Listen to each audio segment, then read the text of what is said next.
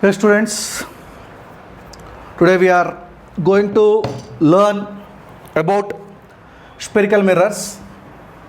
The terminology which will be useful at length and breadth of ray optics chapter, wherever we are doing lenses and mirrors, we need to use this terminology. So we slowly try to grasp what is everything. So I have drawn something on the board. So any student can tell what is it. Basically it's a two-dimensional thing and I kept maintained this distance as same, so it is a circle actually. But I am saying that this is not a circle, this is a sphere. That means I am not telling truth. Sphere is a three-dimensional object, circle is a two-dimensional object. I draw and always explain something related to sphere, but actually I draw circle. Not only me, any textbook, any material you read, it's a plane. On that drawing must be done. So whenever you do drawing on a plane, you can never draw a sphere because the sphere is protruded like this, the front side as well as back side. So factually speaking, this is a sphere, this is a James ball. Children will eat gems, know that one. So this is a James ball, this is a sphere. I am talking about this, but I am drawing a circle. This is the first point you need to understand. Sphere is 3D, circle is 2D. Unfortunately, there is no other go. We have to write it on a board or a paper, or you have to see it on a computer screen. So everywhere it is a two-dimensional thing. And the real world have an other extension also, z-axis. If you take x and y, this is the z-axis. So real world is three-dimensional. But now what we are talking is three-dimensional things, but what we are going to draw is two-dimensional things. So actually in front of a concave mirror you can keep an object like this, like this, like this, like this. Everywhere you can keep it, but that many things we cannot have on the board. Okay, this is the first point what you need to understand.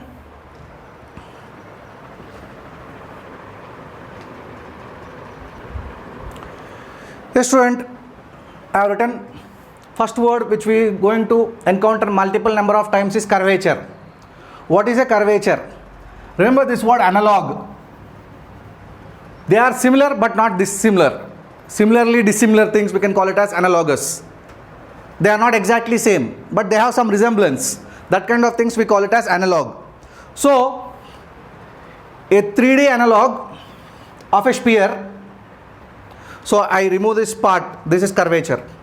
Any part of the sphere is curvature. Any part of the sphere is curvature. Full is called sphere. Similarly, any part of the circle is called arc. Any part of the circle is called arc. From anywhere to anywhere is called arc. So read it. Curvature. A 3D analog of sphere like this, which resemble arc in a 2D circle. So in a two-dimensional circle, one portion to other portion if you go, you will get arc.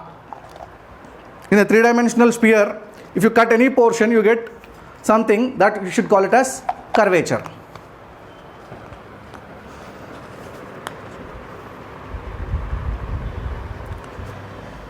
Here students, I seen that three words are confusing related to spheres. One is center of curvature, one is center of aperture, one is pole. There are three different points. Try to understand. Now this is a sphere. If I remove this portion, this sphere will have a center inside. That center is a center of curvature. How we define? Center of curvature. It is the center of the sphere of which curvature is a part. It is not center of the circle, it is the center of the sphere of which curvature is a part. If you cut the curvature, this is a curvature. This curvature is a part of a sphere. That sphere center is called center of curvature. If you take a watermelon, it is much more bigger sphere. If you cut it, that curvature will have a center which is different from this size. So every sphere will have curvature, a part of it. That part will have the whole sphere, whatever radius is there, center curvature will also have same radius. So that we define as radius of curvature. Coming to the other confusing thing is center of aperture. Once you cut this portion, you will get a circle here. If you put like this and draw it, you will get a circle there. If you put like this, you draw it, you will get a circle. This circle is called aperture, opening. Light enters through this. So this diameter is called aperture, and center of the diameter or center of this circle is called center of aperture. And if you put your finger, some notch kind of thing, you can feel it inside. The most depressed part in concave mirror and the most elevated part in convex mirror.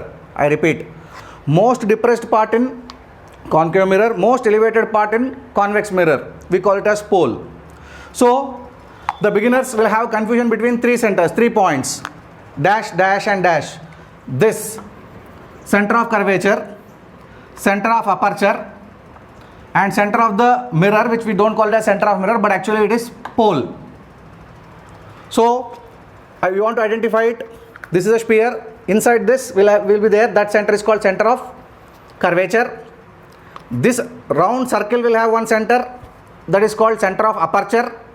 And if you put full finger into this, you will feel some notch kind of thing. In particularly James ball, you will feel it. All other thing you will not feel it. But the most depressed part in concave mirror and the most elevated part in convex mirror is called as curvature. Is called as pole. Now I have concave and convex mirrors. So it is definitely difficult through this camera to show what is concave mirror. This kind of mirror which is inside like this. So you take a portion and polish it. Just within 2 minutes I'll rub the board and tell you.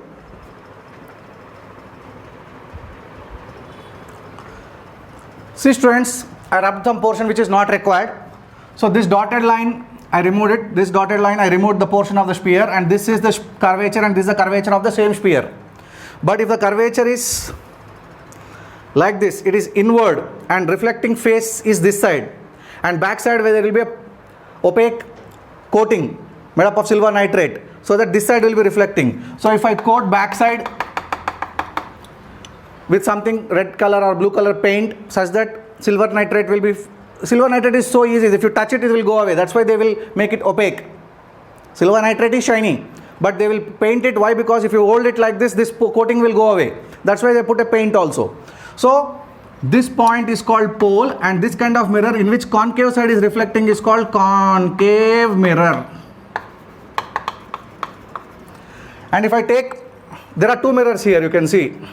This side it is polished and reflecting side is this side. This kind of mirror is called convex mirror. The mirror in which reflecting side is concave is called concave mirror. The mirror in which reflecting side is convex is called convex mirror. Plane mirror, the reflecting side is plane, like that. So this is the center of curvature for both. It need not be same. Suppose you draw one more sphere and you cut from this. This is small center, small radius of curvature. If you draw one more sphere here, if you cut portion like this, then they will have bigger radius of curvature. This is having much more bigger radius of curvature. And this curvature, if you see, it's cut from a sphere, it will have very big curvature because it's not even fitting into this curve. If I keep like this, more curvature, less curvature. If I make it flattened, then it is more curvature. If I make it 100% flat, then curvature, that sphere will be very big. So we can say that radius of curvature is infinity. Radius of curvature is small, radius of curvature is big, very big. And once I make it flat, radius of curvature will be infinity. Like Earth also, you know that Earth is a sphere, but whenever we move it is flat because radius is so big. So hundreds and thousands of types of longer length we have, that we call it as infinity for that particular things, because the spectacles what we use, the glasses what we use, the mirror what we use, for that 1 meter to 2 meter, once you go long distance, say 10 meters you go, that is infinity for that. Infinity doesn't mean that there is this a real infinity. So once again, there are two types of spherical mirrors which are cut from a sphere and polished. Polished convex side, polished concave side, such that reflecting side is concave mirror, such that reflecting side is convex, that's called convex mirror.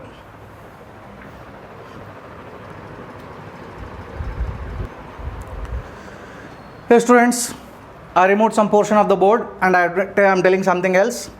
This line, the extended line passing through center of curvature and pole is called principal axis. Some people or some students by mistake they tell that horizontal line. No need to use a word called horizontal line. Suppose I have a mirror, its center of curvature somewhere here. This line is called principal axis. If I keep the mirror like this, then the line becomes vertical, need not be the horizontal line. So to define a line we need 2 points. Specifically the 2 points are center of curvature and pole. Once you define what is center of curvature, center of the sphere, pole as the most elevated or depressed point in the mirror. Once you define 2 points, a line, extended line joining both, we can call it as principal axis. I define it, take a screenshot if you want. The extended line passing through center of curvature C and pole P is called as principal axis. Every time I cannot write that word, so I write PA. Similarly, parallel rays, if at all you take, generally parallel rays we take it to be coming from an infinite distant object.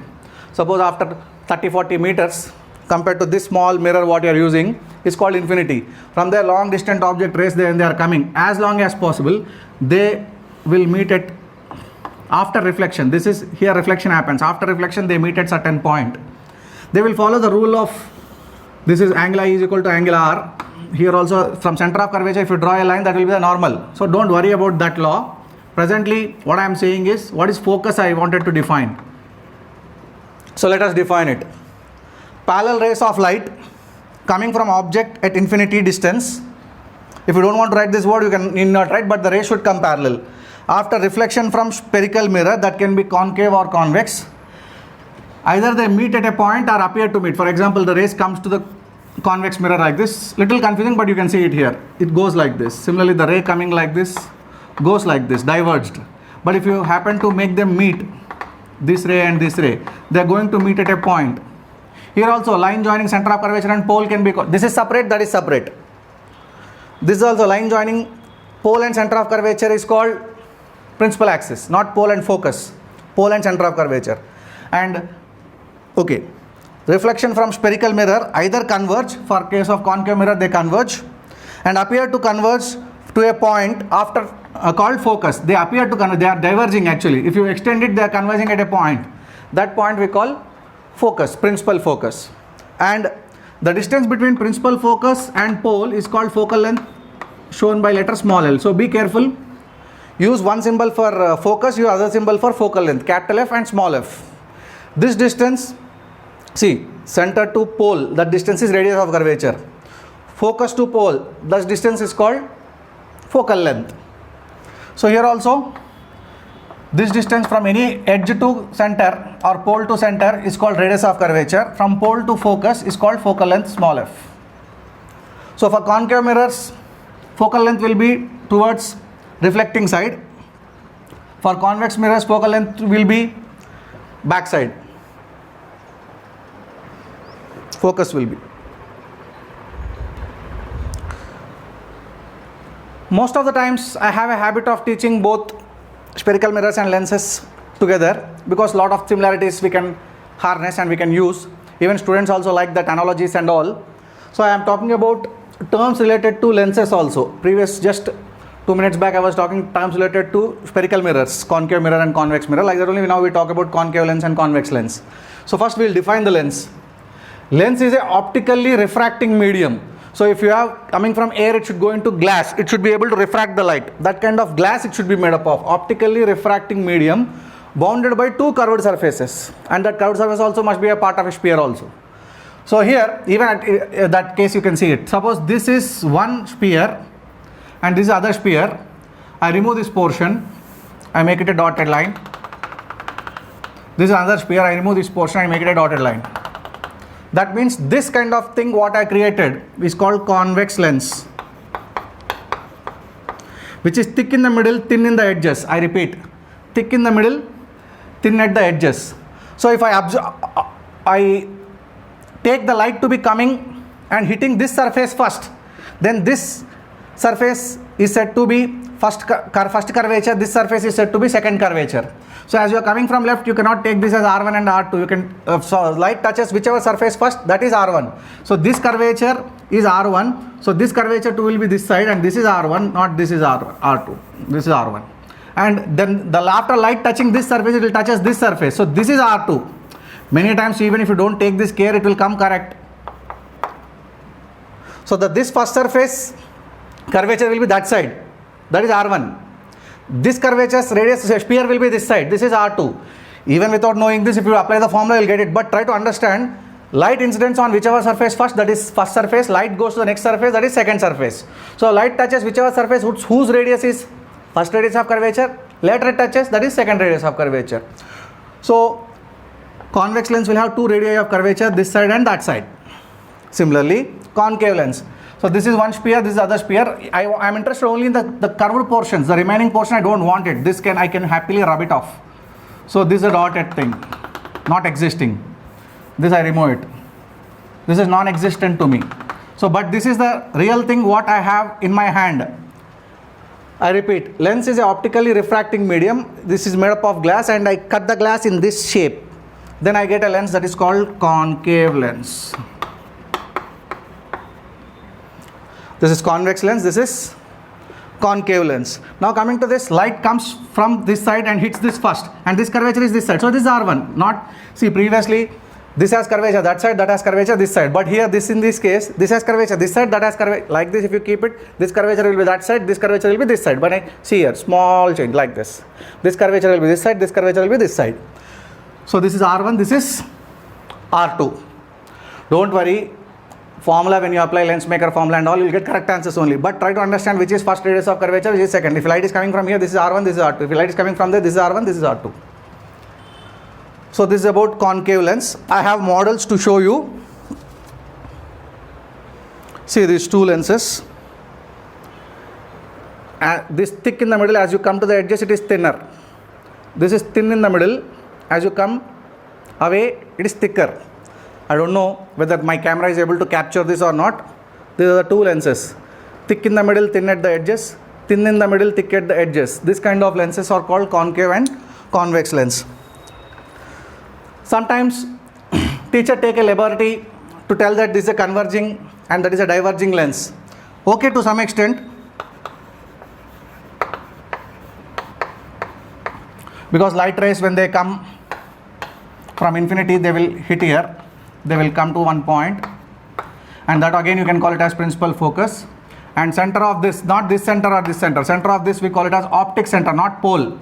It's called optic center. Geometric center of the lens is called optic center. So the refracted rays passes through a point that's called focus, and it's converging type. But only thing is, in future you learn that if this refractive index is more than the outside refractive index, it behaves as converging lens. If this refractive index compared to outside, if it is less, it will diverge the rays. So better learn the words they call convex lens and concave lens. Don't, at the early stage, don't try to take the liberty of calling them as converging lens and diverging lens. Obviously they are converging and diverging when you are using in air. Even when you use them in water, for example, glass refractive index is 1.5, water refractive index is 1.33. So there also they converge it. For mirrors, you can use the word converging and diverging, because wherever you keep in water medium, they will reflect the rays. No, there is no problem in calling concave mirror as converging mirror, convex mirror as diverging mirror. But coming to the lenses, taking early liberty without understanding the facts, it may lead to some danger. And if at all, I'll tell you, if you take a glass of water and small in exhibitions, they will give some small mustard kind of granules. If you put them, they will become white balls. And you take some water and put those white balls, you can see this side to that side very clearly. Because those transparent balls, whatever are there, they are not made up of glass. They are also made up of water. So, if this refractive index and outside refractive index are same, even though these are two different mediums, and refractive indexes are same, the rays goes straight. So, that will neither converge nor diverge. So, if you have, what I am trying to say is, some small balls kind of thing, you get it in exhibitions and markets. Once you put them in water, they will bulge and they become marble kind of things, and they will be very fluffy. So transparent kind of things, if you put it in transparent glass and try to see from this side to that side, appears as water. That balls, when you hold in your hand only, you can see them. Why? Because light is neither converging nor diverging in that case. Because water refractive index and the ball which is made up of water, that refractive index will be same. So light travels straight, neither it converges nor it diverges. So what I want to, repeatedly I am telling the same thing, what I want to finally say is, concave mirror you call converging, no problem. Convex mirror you call diverging, no problem. But coming to lenses, don't take the liberty in the early stages. Better to use this word as convex lens, thick at the middle, thin at the edges. Thin in the middle, thick at the edges, you call it as concave lens. This you follow, don't tell converging and diverging lenses.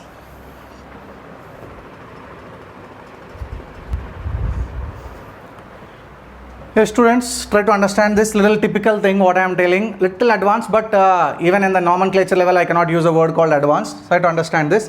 Why convex lens converges as a rays?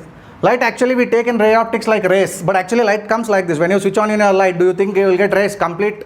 Your room gets beautified and illuminated like that. So light comes like this. So flat surfaces come like this.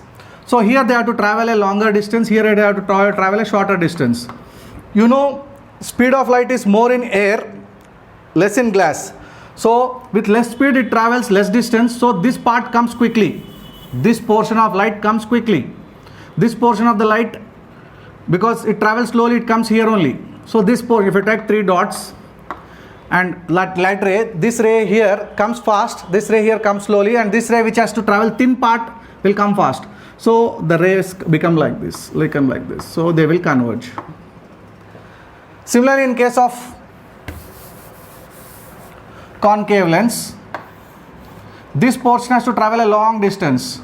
This quickly travels because this portion is thin. Like this, if you draw, you will get curvatures like that. So when it travels long distance in glass, it comes out slowly. When it travels less distance in glass, it comes fast. So if 10 people are holding their hands and running, if that end, this end students, that end distance people are slow, then you get one kind of surface. If that end and this end children are fast, you will get another kind of surface. So one will be converging type, other will be diverging type. That's the primary thing you need to understand. Many teachers, they take help of Lensmaker's formula. They write mu1, mu2, 1 by f mu minus 1 into 1 by r1 minus 1 by r2. If it comes, focal length comes positive, they call convex.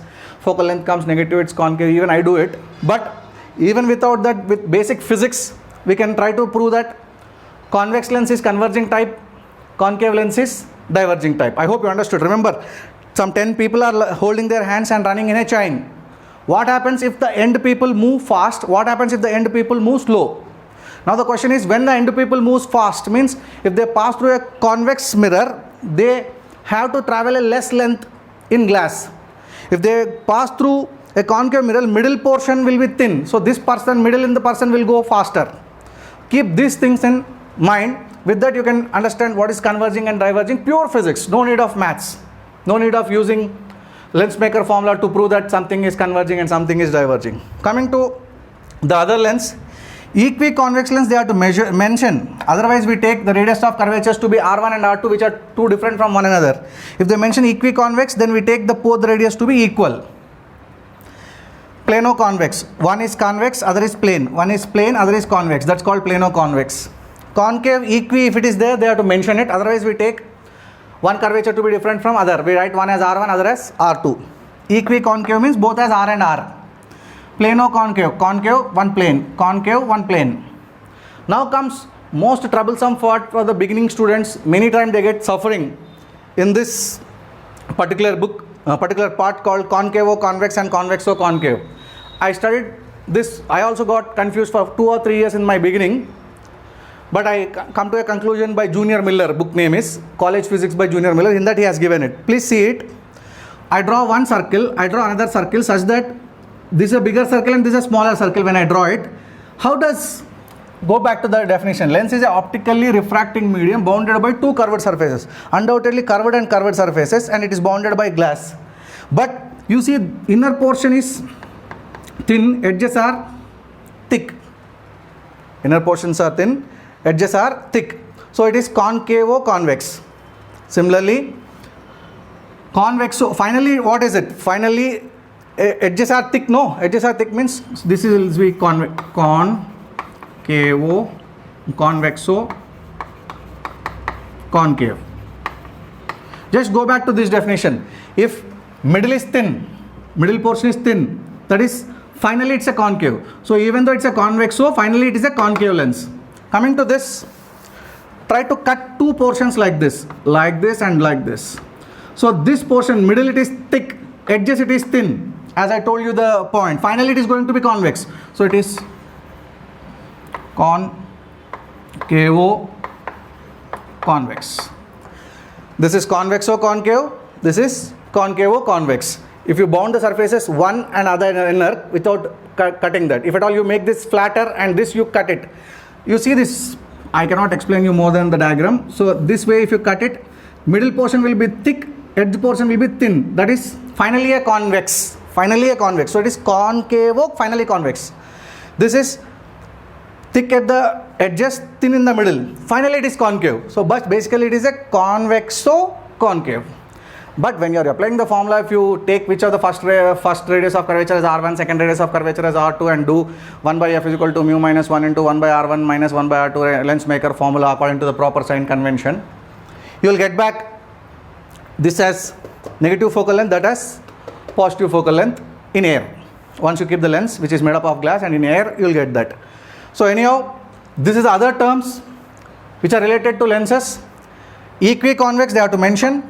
Otherwise we take to be two different radius of curvatures. Plano-convex, plano-concave, generally students will never have any problem, and the radius of curvature of this surface to be taken as infinity, whichever is flat. Coming to convexo concave and concavo convex, lot of teachers and students they get troubled. Even I got troubled for 4 or 5 years until I understand the basic thing. As I told you in Junior Miller book, College Physics, he told this very simple explanation without using any mathematics. This center portion has traveling faster because it has to travel a thin portion.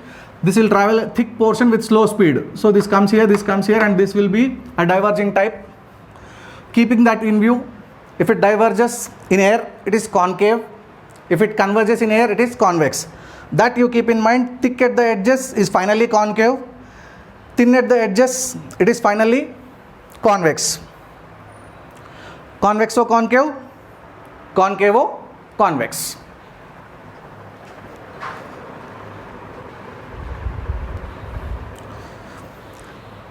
The students, I have done separate lecture on ray tracing of mirrors, concave mirror, convex mirror. But now it's a time here we can finish it off. Ray tracing in lenses, it is more easy to learn first. So here the center of mirror is called pole, center of lens is called optic center. This one. So I represent everywhere it by O. O. Now coming to this center of curvature of first surface, whichever is there, and that line which should join them, that's called principal axis. The point is, in mirrors we can call center of curvature to be 2f. That will be doing derivation, as well as we'll be seeing spherical mirrors it suits. Not in paraboloidal or elliptical mirrors, it will not suit, but spherical mirrors 2f will be equal to c. But in this case of lenses, don't try to write that f and 2f as c. Just write f and 2f. Focal length, whatever it is, double it.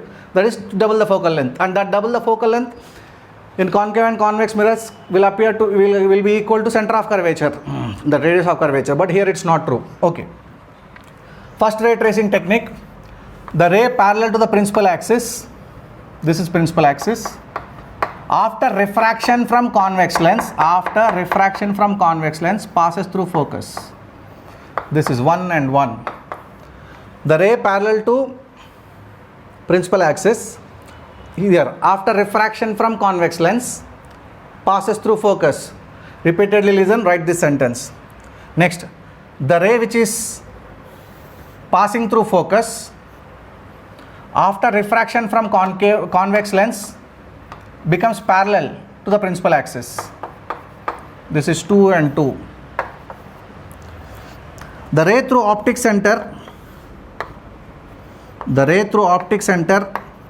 goes undeviated. That becomes normal incidence. What is normal incidence? I'll tell you when I talk about glass slab and all. So ray through optic center passes undeviated. Even the principal axis also pass undeviated, because if you send light through that, it will go undeviated. So any ray passing through optic center will go undeviated. Same thing here, but little appears to that word we have to write. The ray parallel to principal axis, same as this incident ray, after refraction from concave lens appear to diverge, converges to focal length. Here appear to diverge from a point called focus, appear to diverge from focus. Next, the ray through what do you can say? It has to go like this. It has to become parallel. So it has to appear to go here. So the ray which is coming like this, the ray which appeared to pass through focus after refraction from concave lens passes parallel to principal axis, 2 and 2. Next, this is again same. The ray through center of curvature, optic center goes undeviated. So sentences are important. You will find it in every textbook. You need to understand them first. Try to read the sentences once or twice. Then you will be able to get to the conclusions.